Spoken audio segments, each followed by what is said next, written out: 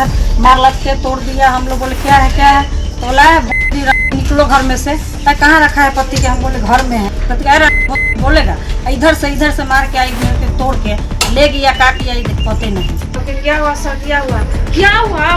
क्या हुआ घुस गया बेटी सियान है घर में। बेटी का ऐसा थप्पड़ न मारेंगे कि घर में चल जाएगा। भागो ऐसा नहीं मारा ही गला सब 20 गो आदमी घर में घुस गेला का। लेडीज पुलिस कोनो नहीं रहा। हमनी सब इमरजेंसी लेकर धोकर घर में घुस गेला का मारे लगला। डंडे नते मारे सिर्फ रंगी अंडी कर के तब दुनिया से दिया।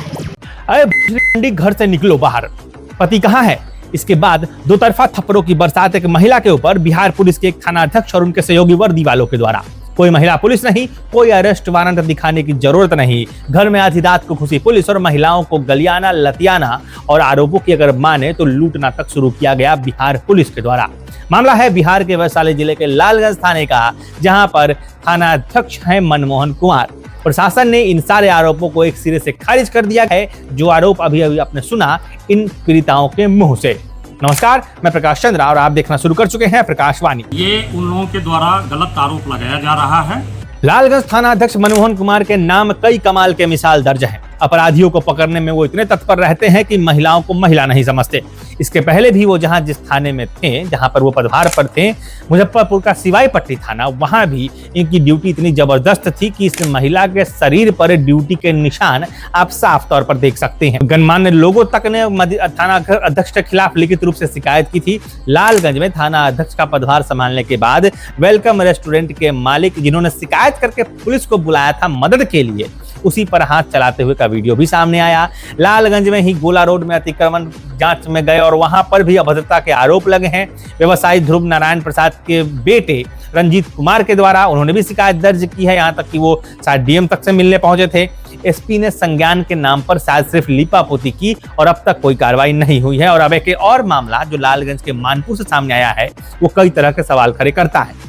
एक बार फिर खाकी ने महिला सम्मान को खाक में मिलाने का काम किया है लालगंज में। मारले सब बोरा के ढूक के न खोले तो बजोरी बनी में कोइले आदमी के बदो आ खोले तो हम खोल देली, न खोली तो ही मार के खोल के ढूक के सारा गेट खोला, पुलिस खोला खोल के मार के ढूक के सब पुलिस वाला। हां मार के ढूक गेले, 4-5 को फायरिंग कर देला। तो आप लोग के साथ भी मारपीट हुआ है? हां, गाड़ी बके तो खान के गाड़ी बिक तो क्यों मारपीट करने का कारण क्या था? कुछ बात ना, उन्हें झगड़ा लड़ाई होले कहिया भेले न भेले हमें सब कुछ न जानी। अच्छा, आ यही बात है, खाली से खोलो घर में नुकाया है बोलो बेटा के है, कहाँ हमारे बेटा है घर में, देखो ना। मतलब बहुत गंदा गाली दे रहा था, जबरदस्ती झिमोर के घर में घुस रहा था। कौन गाली बक रहा था? गाली कौन बक रहा था? पुलिस बक रहा था। अच्छा, कब का घटना है? रात 12 बजे का। 12 बजे रात में? लेडीज पुलिस थी? नहीं, जेंट्स पुलिस था। लेडीज हम लोग के व्यक्ति आज ले गाड़ी नहीं देता, वो इतना गंदा गाली देगा। किस लिए घर में घुसा था पुलिस? बोला आप लोग बोलो छुपा के रखे हैं। किसको? अथी वाला सब जेंट्स को बोलो, हम लोग के घर में कोई नहीं है, सब पूरा बाहर। बोले भी से चलिए हम आपको बता देते हैं, तो पर भी झिमोर मुमोर करकट फोड़ा और गाली दे रहा था। गुरुवार की रात लालगंज थाना अध्यक्ष मनमोहन कुमार को वरीय पदाधिकारी के द्वारा सूचना दी गई कि मानपुर गांव के निवासी बसरिया नामक व्यक्ति का हथियार के साथ फोटो वीडियो वायरल हुआ है, जिसका गिरफ्तारी करने का निर्देश दिया गया है।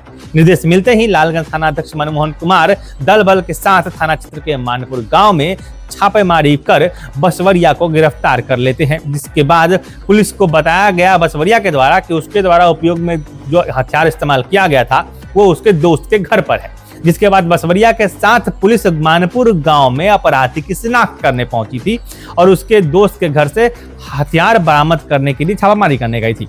और अब इसके बाद से पुलिस की कहानी और ग्रामीणों की कहानी में बड़ा अंतर आता है।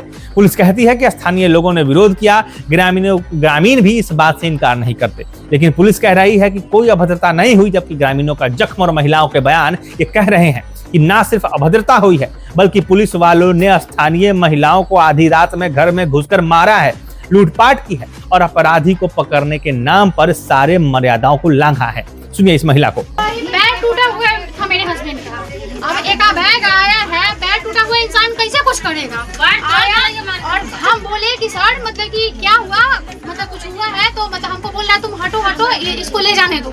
हम बोले कि वारंट पेपर दिखाइए, क्या हुआ नहीं हुआ, तो हम मेरे ऊपर भी हाथ उठाया है, हमको भी एक झापड़ मारा, देखिए मेरा पूरा लग रहा है कि गया है, पूरा काला काला पड़ गया है। अभी कह रहा है कि अभी नहीं छोड़ेंगे। अब बोल रहा है कि आप हाजीपुर थाना में जाइए, अब हाजीपुर साहब अपना वकील ठीक करके छोड़वाइए। ये कोई जबरदस्ती थोड़ी है कि आप किसी को घर में से खींच के ले जाइएगा और उसके बाद बेकसूर आदमी को किस लिए ले गया कुछ बताया था? कोई पता नहीं, डायरेक्ट आया, छापामारी किया, खींच के ले गया घर में से और पूछने पर वारंट पेपर मांगने पर हाथ भी चलाया। अच्छा, कुछ दिन पहले जो मारपीट हुआ था यहाँ हमको कोई मतलब, हमको पता भी नहीं। उसमें आपके पति थे क्या? नहीं थे, वो लोग जैसे भी चलाते हैं, हर दिन घड़ी पर रहते हैं, उनका पैर भी टूटा हुआ था। अब ये भी सच है कि इस आपाधापी में पुलिस के उग्र रवैये, महिलाओं के साथ बदसलूकी और अन्य कारणों को देखते हुए ग्रामीणों ने भी कानून हाथ में लिया है। पुलिस पर पथराव हुए हैं, गाड़ियों के शीशे तोड़े गए हैं। एक चौकीदार समेत 3 अन्य पुलिसकर्मी घायल भी हो गए हैं, जिनका इलाज अभी भी अस्पताल में चल रहा है। प्रशासन का कहना है कि ग्रामीणों के द्वारा पुलिस पर जो गाड़ी में बंद बसवरिया को ले गए थे शिनाख्त के लिए, उसको भी गाड़ी से खींचकर बाहर निकालकर उसे भगा दिया गया तथा पुलिस एवं ग्रामीणों में हंगामा होते देखकर घर में हथियार छुपाने वाला आरोपित भी घर से फरार हो गया है। मामले की गंभीरता को देखते हुए सराय भगवानपुर करताहा वैशाली थाना की पुलिस को भी मौके पर बुलाया गया, स्थिति को नियंत्रण में लिया गया। पुलिस ने मौके पर हंगामा कर रहे 5 आरोपियों को गिरफ्तार किया है। गिरफ्तार आरोपियों की पहचान सलेमपुर निवासी शिवदयाल सहनी के पुत्र जयप्रकाश तथा सुरेश राय के पुत्र रमाशंकर कुमार, मानपुर निवासी राम इकबाल राय के पुत्र ललन राय और नागेश्वर राय के पुत्र मनोज राय तथा लाल बसंता निवासी चंदेश्वर राय के पुत्र श्रवण कुमार राय के रूप में हुई है। पुलिस हिरासत से अभियुक्त को भगाने और सरकारी कार्य में बाधा डालने के आरोप में भी 11 नामजद और 15 अज्ञात लोगों पर प्राथमिकी दर्ज कर चुकी है और मामले की जांच कर रही है। पुलिस जब भी अपराधी को पकड़ने के लिए जाती है तो कुछ नियम, कुछ प्रोटोकॉल होते हैं। महिला पुलिस को साथ में रखना होता है। यदि किसी के घर पर जा रहे हैं तो कई मामलों में वीडियोग्राफी भी करनी होती है। आरोपी के परिवार वालों की पिटाई करना हर तरीके से कानूनी रूप से गलत है। मौके पर ऐसी झड़पें कई बार देखने को मिलती है और ऐसा नहीं है कि पुलिस इसके लिए पहले से तैयार नहीं होती है। वो भी तब जब इस मामले में पुलिस अपराधी को पकड़ने जा रही थी। लेकिन इतना बड़ा कांड हुआ और अभी तक सीधे सीधे इसको खारिज कर दिया गया है कि कुछ हुआ ही नहीं है। लेकिन सवाल यह है कि जब सिपाहीपट्टी थाने में, मुजफ्फरपुर के सिपाहीपट्टी थाने में महिला को बेरहमी से मारा गया था, तब भी पुलिस के अपने तर्क थे। लालगंज के मानपुर में महिलाओं के साथ बर्बरता हुई है, अब भी पुलिस के अपने तर्क है। दोनों ही केस में थाना अध्यक्ष मनमोहन कुमार है। केस पुलिस बनाती है, जनता हमेशा विक्टिम बनती है। सिस्टम अपने लोगों के साथ देता है। कोर्ट कचहरी के पचड़े में पड़कर जनता मार खाकर भी अंतिम में कॉम्प्रोमाइज ही करती है। लगता है कि इस मामले में भी वही होगा, लेकिन जो फिलहाल हुआ है हम वो आपको बता रहे हैं। सदर एसडीपीओ गोपाल मंडल ने कहा है कि यह गलत आरोप है, लेकिन ये घाव कुछ और ही कहानी बयान कर रहे हैं। वेलकम रेस्टोरेंट के मालिक के साथ जब इन्हीं मनमोहन कुमार ने मारपीट की थी, तब भी सदर एसडीपीओ से रेस्टोरेंट मालिक रंजीत कुमार ने इंसाफ की गुहार लगाई थी। अनुमंडल के ऑफिस से मिली निराशा का स्तर देखिए कि वरीय पदाधिकारी को दिए गए आवेदन में रंजीत कुमार ने जांच प्रक्रिया से सदर एसडीपीओ को अलग रखने का आग्रह किया था। अब समझिए कि लालगंज प्रशासन, लालगंज थाना अध्यक्ष जब चाहे जिसे चाहे जांच के नाम पर शक के आधार पर या फिर बिना किसी कारण के भी मार सकते हैं, मारकर घायल कर सकते हैं, महिलाओं को घर में घुसकर पीट सकते हैं, बिना महिला पुलिस के बदसलूकी कर सकते हैं और सदर एसडीपीओ यह कहकर टाल देंगे कि ये सब झूठ है। थाना अध्यक्ष मनमोहन कुमार के ऐसे रवैये पर लालगंज के जनप्रतिनिधि भी मानवीय मूल्यों का हवाला देते हुए ऐसी घटनाओं की कड़ी निंदा कर चुके हैं। थाना अध्यक्ष मनमोहन कुमार के द्वारा हाथापाई का वीडियो सोशल मीडिया पर वायरल हो रहा है, आपने देखा है, क्या लगा, क्या उचित है वो? देखिए, अमानवीय व्यवहार किसी के साथ भी उचित नहीं है, कोई भी हो। प्रशासन तो पूरा ही लोक सेवक है।